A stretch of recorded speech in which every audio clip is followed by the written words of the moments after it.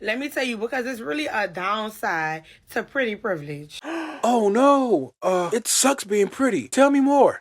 Like, yeah, pretty people, we get a lot of free stuff. We get a lot of this, a lot of that, just off of the strength of our looks, whatever, right? But they don't tell you how, like, literally no guy wants to take us serious. Oh man, that really sucks. Nobody wants to take you serious. You? I wonder why. Let's take a look at her TikTok page, and everything's looking. Ah, now I see. Okay.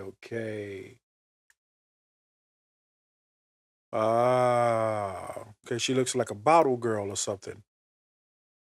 Got you. Okay, now it's starting to make sense. Yeah.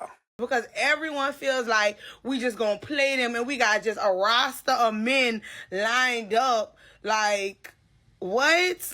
They don't tell you about how everybody think we shallow, how nobody is interested in really getting to know the real us because they so caught off guard by the exterior. They don't talk about people using you for how you look. People literally using you, just want to be seen with you. Literally calling you on the phone in front of their homeboys. You thinking they really trying to have a genuine conversation. They just trying to show everybody that they on the phone with you. Like, come on. We don't talk about how we constantly being objectified. Like, I am a real actual person. Okay, I'm not going to lie. That last part was kind of funny. How are you going to be upset at being objectified when you literally are putting yourself out there as a bottle girl or an IG type model? Those women make their money by allowing themselves to be objectified. Oh my goodness, man. Make it make sense. I am not just my appearance. Please. Right. We believe you. And if you say it enough, maybe you'll start believing it too. Hypocrisy. A man comes to you and he says, I'm feminine until I can meet the right woman that makes me masculine. Is that okay? Absolutely not, because why do you think I'm going to be the woman to make you masculine? That's me teaching a man to be a man. Could never do that. That's dumb. Okay. This to me is a gotcha question, and it was designed to bait the women into saying that a man can't make you feminine. This is what it's like when a man hears you, but he's not listening. No woman is asking a man, make me feminine. That's not what anybody is saying. What women have been saying is, help me to create an environment where my femininity can thrive. Okay, I'm convinced that when they talk sometimes they don't hear themselves because what do you think you basically just said when you say that? You say create an environment in which to help your femininity thrive. I got it. But here's the crazy thing about that. You're supposed to come to the table feminine. I don't think they hear themselves. You want the rose to grow from concrete. You want the rose to thrive in a bed full of rocks and pebbles. And that's not how it is.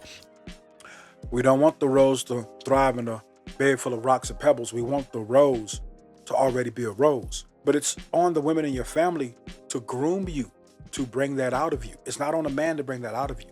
If she's working 80 hours a week because you're only bringing home the light bill money, then it's really hard for her to maintain that softness. But these men are trying to bait this woman into saying, like, we can't make you more feminine, just like how y'all can't make us more masculine. But Facts. You can also help to create that environment. And that's all women are saying. The more at peace the woman is, the more she's able to share her feminine gifts. If she's stressed, if she's tired, if she's overworked, overwhelmed, it's really hard for her to maintain that softness that you enjoy. And she's tired. Okay, so when the shoe's on the other foot, right? When us men, when we're stressed out, we're going through things, right? And then we're also trying to please you at the same time. If we can't remain at a certain level of consistency, we're considered to not be men. Why is it okay for you to make excuses to avoid bringing your feminine best? Doesn't make sense. She's literally run ragged. You don't help with anything around the house. You also want her to pay half the bills. Like, what time does she have to recharge her own batteries? It's like you want her to be in the trenches with you in lingerie. If you want your woman to be able to express her softness and to share her feminine gifts with you, you have to help her to create an environment where that softness and that femininity can thrive. What are you helping to take off of her plate? What stress are you trying to help her relieve? The sad part is there's so many men out there that want a woman to make them a priority, but they don't make her one. You don't prioritize things like make sure she gets her nails done, make sure she gets her hair done, and not even just like those. So I'm supposed to prioritize that, and if I don't, I'm not a good man. I'm supposed to prioritize you getting your hair done, your nails done, damn generational wealth, damn, actually building a legacy in the future, right? Damn my own goals and ambitions. I'm supposed to prioritize something as foolish as getting your hair done and your nails. Okay. It was like pampering activities. You don't take the kids for an hour or two to let her just relax. You're not running a bath for her. You're not saying, I'll pick up something on the way home so that you don't have to cook all the time. Like, you don't do anything to let this woman relax, but you.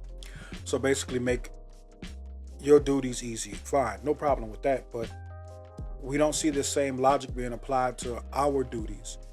Once again, if we expect you to help us with our duties, then we're seen as less than a man. But for some reason, with you guys, you think part of being a good man is to help you take some of the weight off of your duties. But by that logic, wouldn't that make you less of a woman, less of a good woman? I don't know. You guys comment below in the comment section. Let me know what you think. Hey, go ahead and hit the like button. Subscribe to the channel. Let's go. I literally just heard someone just say, how can you hate a job that pays your bills, but love a man that can't? The same way a man can love you for not paying his bills, the same way you love your mom, the same way you love your dad, the same way you love a dog, the same way you love a child. I hate when women get on the internet and reinforce this idea that men are only worth what they can provide. And these be the same women that scream that they hate the patriarchy. But you benefit from it. Women benefit from it more than men do. Y'all just stuck in penis envy world. And you think you don't. Just flip it. And you see how stupid you sound. How can you love a man who can't pay your bills? What? Same way you love that phone in your hand. Same way you love pizza. It's a whole human we talking about. They bring joy, and if they don't, get them out your life. Paying bills is a perk. These be the weirdest takes on the internet. Coming from the same people who just want to be loved for them. It's totally free to shut up. It costs $0 and 0 cents. How could a man love a woman whose beauty fades as she gets older? Oh, I don't know. You know how stupid men would sound if they said that? Hey, just recycle her. Soon as she start getting old, few wrinkles, get you a young one.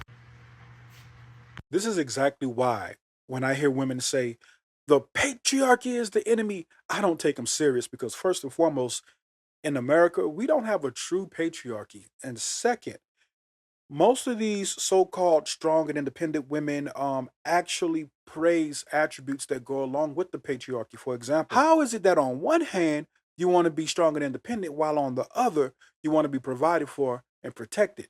Make it make sense. Either you women need to go ahead and bow down to the patriarchy and allow men to take their rightful place as the head of the household, or you need to just go on and admit that you only see us as a paycheck, a serviceman, and the floor mat. The hypocrisy, for the record, I'm not saying that I hate women, but what I am saying is I hate the hell out of hypocrisy. This is why men don't make the first move anymore. Back in the days, most of the time, you would wait for someone to make the first move. It might be on the first date, it might be the third date, whatever. It could be the man, it could be the woman. But now, all my friends have noticed that the man has stopped making the first move. All my girlfriends are like, they're waiting, it's the third date, fourth date, a week later, he hasn't gone in for the kiss, he doesn't do any touching or anything. And I've asked my dude friends that are single, and they were like, you don't know where a woman's gonna go with that story, I ain't touching nobody. Yep. That's exactly why. It's become way too risky to just approach women. You can be walking through the gym and accidentally be in a girl's shot, and now you're on TikTok and you weren't even looking in her direction. You could walk up and approach a girl and have it be blown out of proportion and recorded, and now you're on World Star. Or you could have a serious encounter with a girl, romantically and sexually, and afterwards she may want something serious and you don't, and now there are some allegations that are coming up as a result of that. And it's a very dangerous situation that we deal with now. Like, so what are they supposed to do?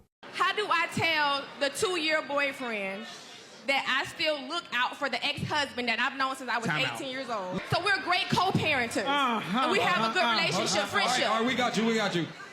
If I was a person that you were entertaining, I would run fast as hell from you. You don't have no boundaries. I'm great. I am 100% effective at co-parenting, but I have boundaries. There are certain conversations that we are not going to have. If it's not related to the child and anything that is related to the child, you should absolutely not have those conversations. The marriage did not work. Now, I'm not saying, I know sometimes people jump out of marriages and say, hey, we still can be friends. But the truth is there's still an emotional connection somewhere that you have. So the next person that you're dealing with is going to see that obviously there's still a connection. You can still love a person and put a line straight between y'all and say, I can't do this anymore. I cannot constantly entertain you. I can't answer whenever you need me. On top of that, baby girl, you're an enabler. You mean to tell me that this man can come to you and say, hey, I can't do this, and you will foot it? No, that's his responsibility. You can't take over another person's responsibility. Just truthfully, if you are still doing that, you are not ready to talk to anybody right now. I'm going to tell you guys right now, I'm not healing. If somebody hurt my feelings, I'm going right back out into the dating pool. Okay? I'm either going to be somebody's karma or I'm going to get karma. But I am not about to sit in the house no more with no journals listening to meditation music. That is out. Yo, that's crazy, man. That's crazy. But you'd be surprised at how many people think like this. This right here is exactly how you end up with the previous clip.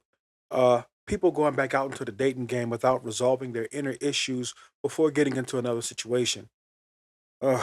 Once again, as I always say, make it make sense. Not all demons have horns. Some of them got lash extensions. They walk around with raccoon hairs on their eyelids every day. Watch out.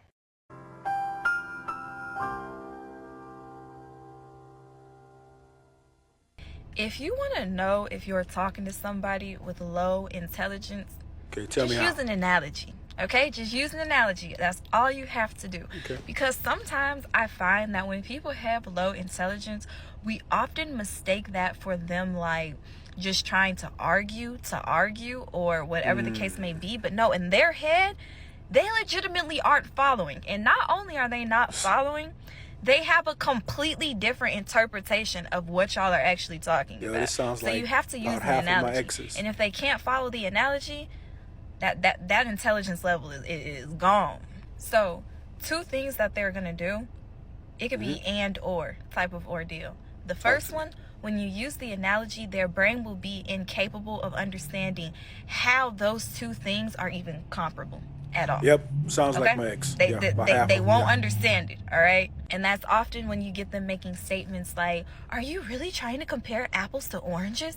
Yes, correct. Or the second thing that they can do is where they use part of the analogy and try to apply it to the original thing that you are talking about, okay? Like, what? That doesn't fit in the same thing that we're talking about. And why are they doing this? Because their brains cannot actually process gray areas of information. They can only see things as black or white. And analogies are not necessarily black or white. You know what? I'm not going to lie, right? I think she may be on to something because she just described about half of my exes. I don't know. Maybe it says more about me than them. Yeah. I was a bit of a mercy killer back in the day. Hey, I want to take a moment to say thank you to everybody who's been rocking with me so far. But we're trying to take this bad boy to 1,000 subs and beyond. So if you can, go ahead and click subscribe and hit the notification bell so that way I can make the channel grow. And when you watch a vid, don't be afraid. Click like. That helps me out in the algorithm, puts me in front of more eyes, which means I'm able to stay here longer and give you guys more content. Let's go.